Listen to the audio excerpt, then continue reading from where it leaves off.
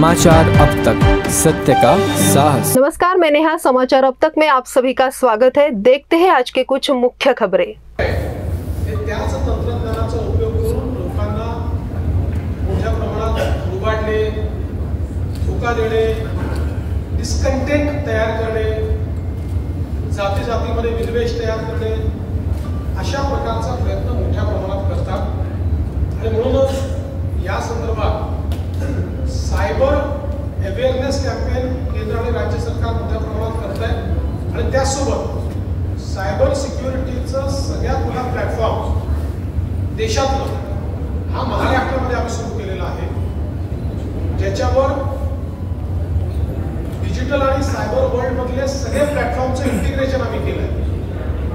आणि जगातले best tools हे आमच्याकडे आहेत की ज्या टूल्सचा वापर करून आम्ही आर्टिफिशियल इंटेलिजन्सच्या माध्यमातून केलेला एखादा गुन्हा असेल किंवा वेगवेगळ्या प्रकारचे सायबर गुन्हे असतील हे वेगाने उघडकीस आणू शकतो, याची सुरुवात आम्ही केली आहे। जसं आपण सांगितलं की विधानसभेमध्ये नक्षलवादावर मी बोलत असताना नक्षलवादी कसे संविधान मानत नाही या संदर्भातलं जे वक्तव्य केलं होतं त्यातलं नक्षलवादी पाठ काढून संविधान मानत नाही एवढाच पाठ काही लोकांनी टाकला, पण त्यांना माहिती नाही।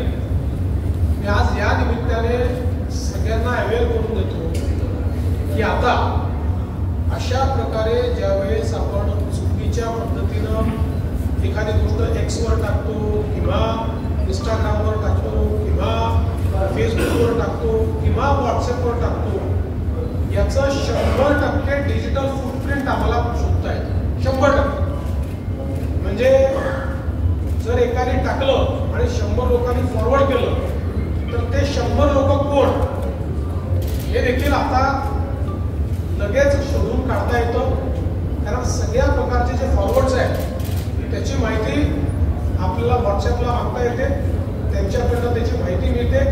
आणि म्हणून माझी तर सर्वांना हात जोडून विनंती आहे, कारण या गुन्ह्यामध्ये नुसता गुन्हा करणाराच गुन्हेगार नाही आहे, तर अशा प्रकारच्या कोणत्या गोष्टी फॉरवर्ड करणारे आपल्याकडे अनेकांना समजते आलं की कर फॉरवर्ड, असं नाही आहे। तेही विचारपूर्वक केलं पाहिजे, कारण ते फॉरवर्ड केल्याबरोबर सहगुन्हेगार आपण होतो।